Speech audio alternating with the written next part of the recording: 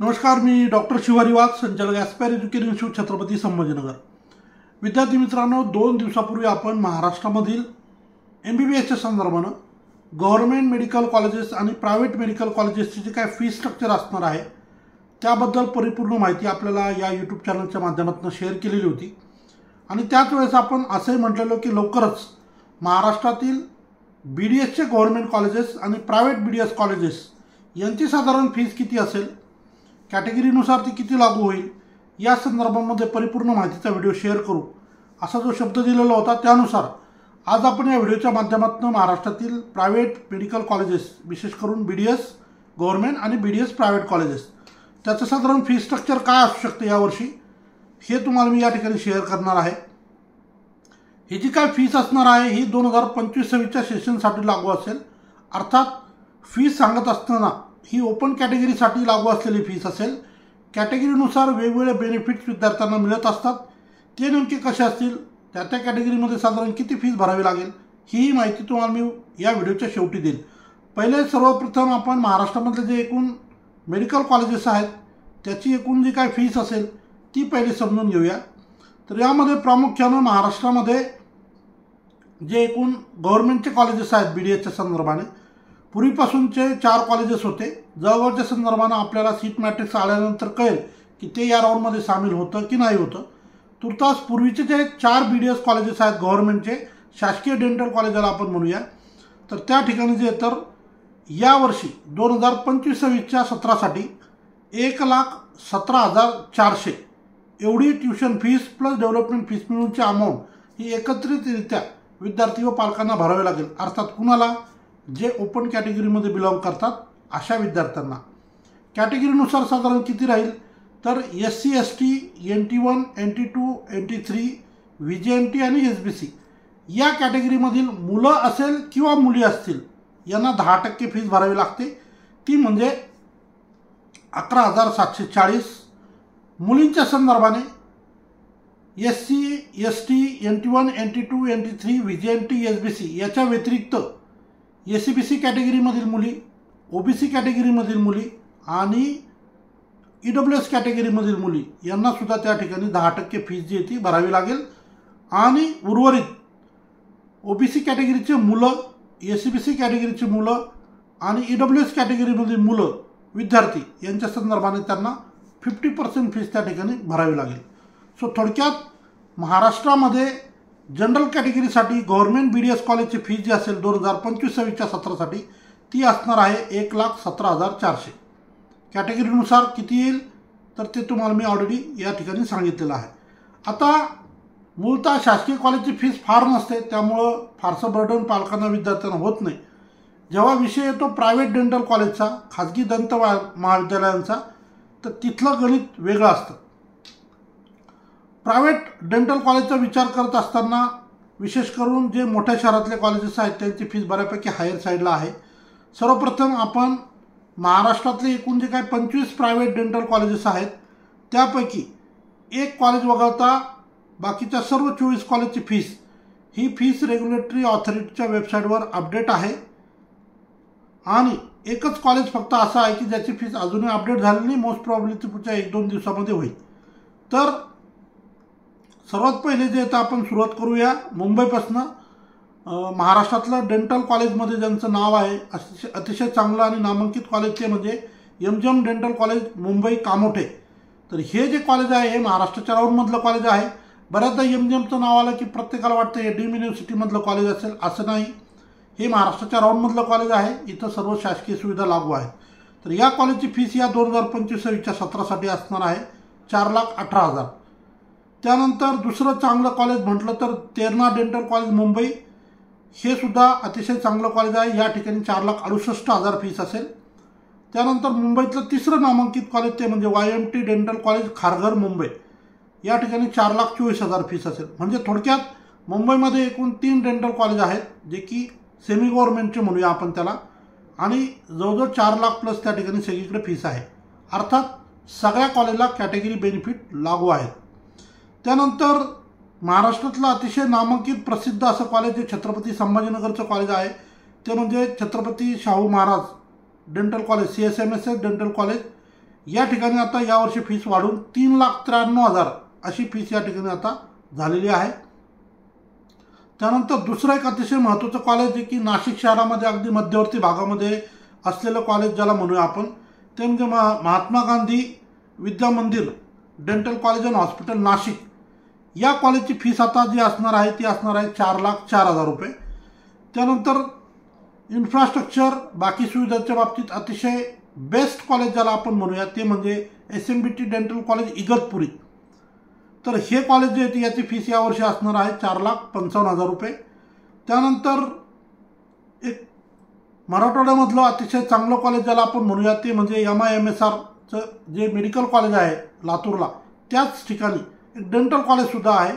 तर ते dental college म्हणजे Maharashtra institute of dental science and research centre MIDSAR Latur. या ठिकाणी 30,30,000 फीस 3,30,000 फीस असेल। त्यानंतर ACPM डेंटल कॉलेज धुळे, जे की महाराष्ट्रामध्ये अतिशय कमी फीस असलेलं आतापर्यंतचं कॉलेज, नामांकित कॉलेज म्हणूया त्याला पण आपण, तिथं आता 2,65,000 त्या ठिकाणी फीस असणार आहे। त्याच्याच बरोबरीनं दुसरं कमी फीस असलेलं कॉलेज ते आहे पंडित दीनदयाल उपाध्याय सोलापूर।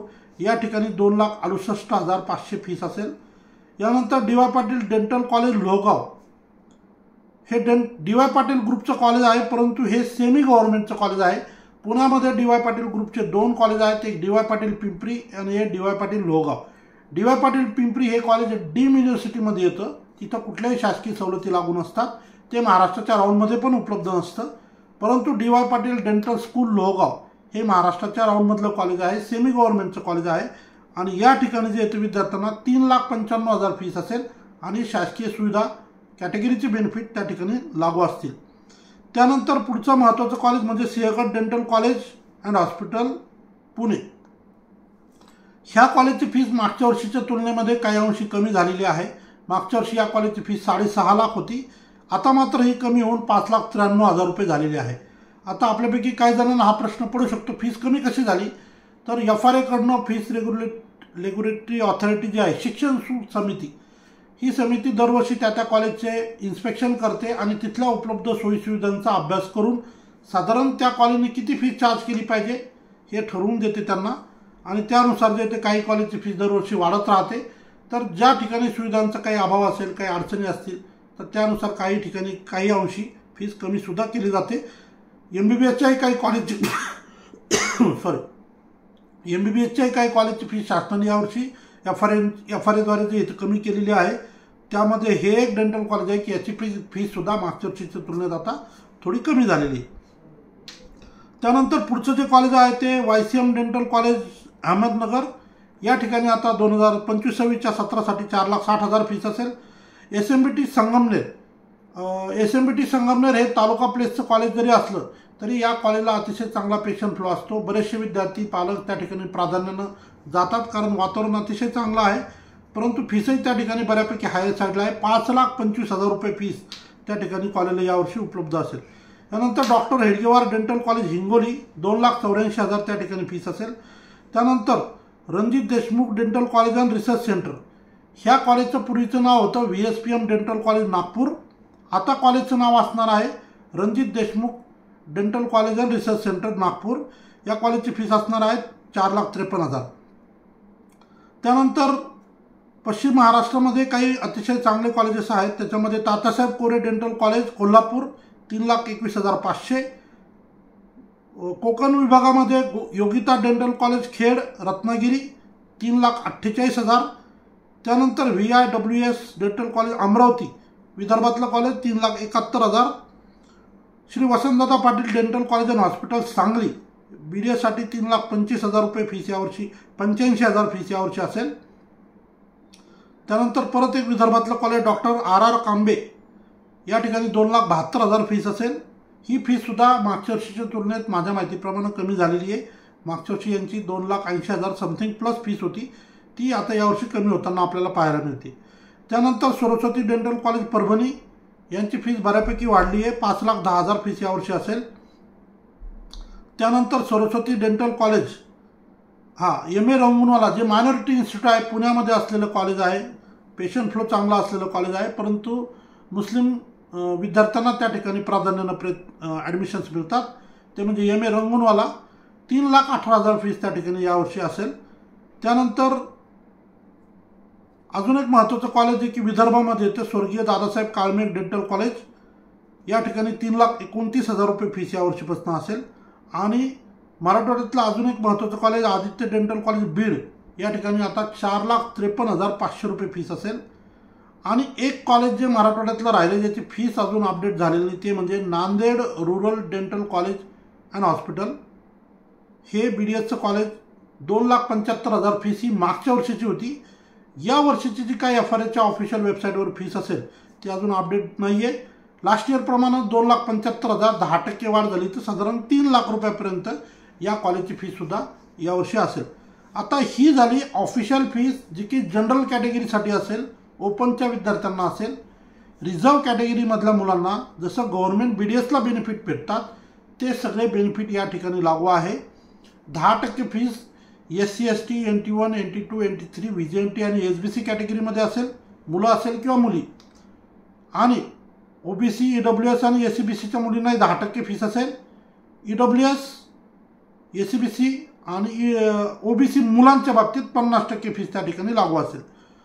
ओपन कॅटेगरीच्या मुलांना तो कोणत्याही कॅटेगरीचा असू द्या, पण जर तो ओपनमध्ये आहे तर अर्थात त्याचं काहीतरी कारण असतं, त्यांचं कदाचित उत्पन्न जास्त असेल किंवा आईवडील शासकीय कर्मचारी असतील किंवा ते क्लास 1 अधिकारी असतील, क्लास 2 अधिकारी असतील किंवा बाहेरच्या राज्यातून महाराष्ट्रामध्ये स्थलांतरित झालेले आहे परंतु त्यांचं उत्पन्नसुद्धा हायर साईडला आहे, परंतु महाराष्ट्राचं डोमिसाईल त्यांना आता मिळालेलं आहे, 15 वर्ष त्यांना महाराष्ट्रात झालेले आहेत।